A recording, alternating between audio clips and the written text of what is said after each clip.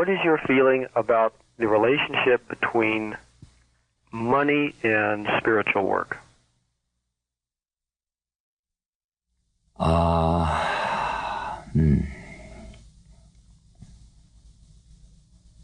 I can answer it best by a delightful thing that happened to me recently.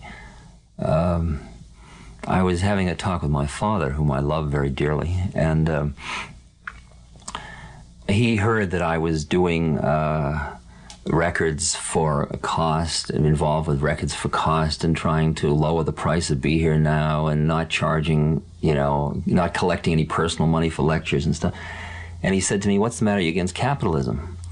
And I said, "No, I think it's wonderful for you. It just doesn't happen to be my trip at the moment." He says, "I don't understand you."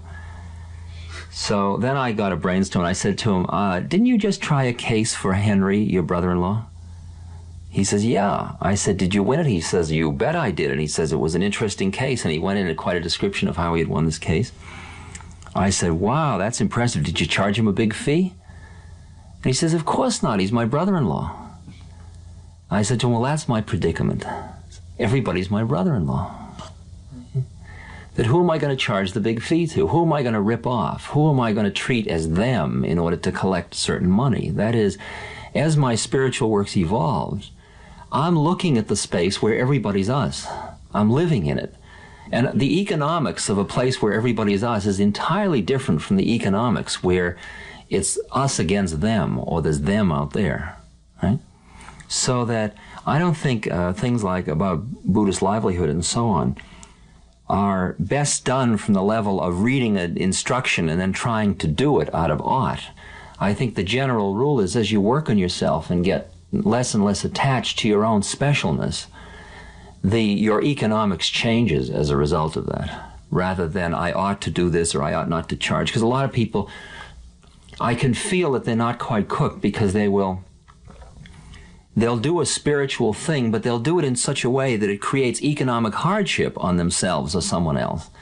And I see that they're creating as much karma by being anti-earning a living as they are from the profit, being anti-profit, that they haven't yet understood right livelihood, which seems to me to be, it's all within the flow, and that people should share the economic burdens for various transmissions and for various products and so on.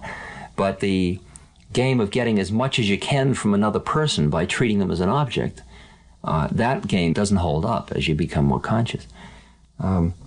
I think the simple prescription is you keep as much money, or you make as much money, ultimately, as you need to maintain your body, which is the temple for doing the inner work, and for fulfilling your existing responsibilities, which exist on many, many levels, of course, including your responsibility not only to family and country and religion and all those, but also to your own spiritual work.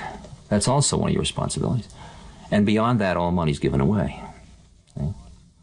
And so with that model in mind, you begin to see how you're using your money, where it's coming from, Is that dealing with your question? Yes, thank you. Okay.